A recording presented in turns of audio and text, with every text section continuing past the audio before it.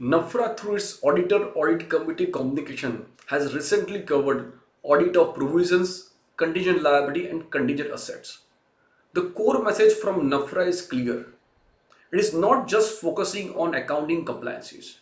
It is questioning on whether the auditor is challenging the estimates as a part of the provisioning contingent liability, whether there is a management bias or there is bias to related to earnings by management, and third, whether the audit committee has been meaningfully informed about the estimations.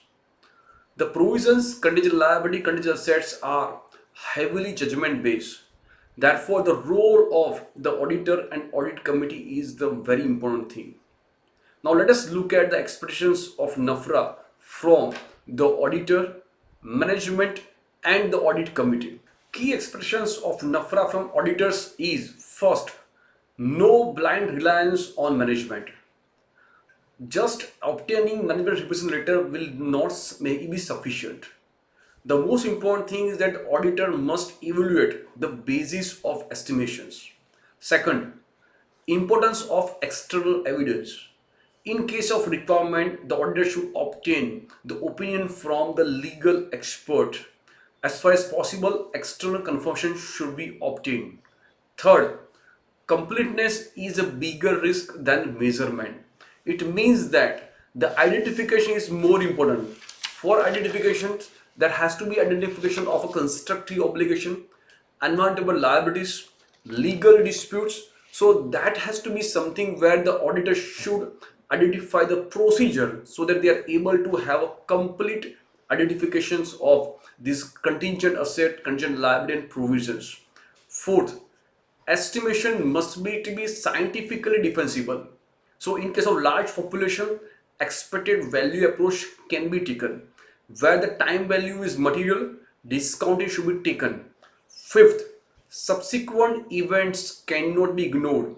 In post-reporting events, which may affect on the making disclosures or creating provisions need to be evaluated. Now let us look at expressions from the company.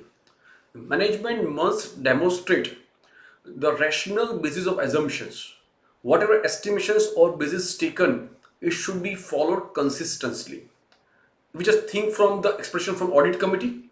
The audit committee must question judgments. Second, they should also review the high estimation areas which are uncertain. Let's look at which are the high risk areas where NFRA is watching closely. First, tax litigations. Second, warranty provisions.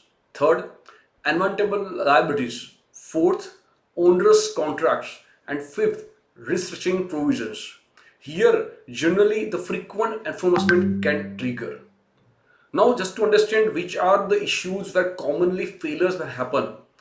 One can be case where there is inadequate disclosures, where the users of financial statements are not provided adequate information, it is not disclosed appropriately. Second issue can be primarily lack of documentations, providing a basis of judgments why this estimation or judgment is taken that is not documented. Third, it can be the reliance on management representations without any basis.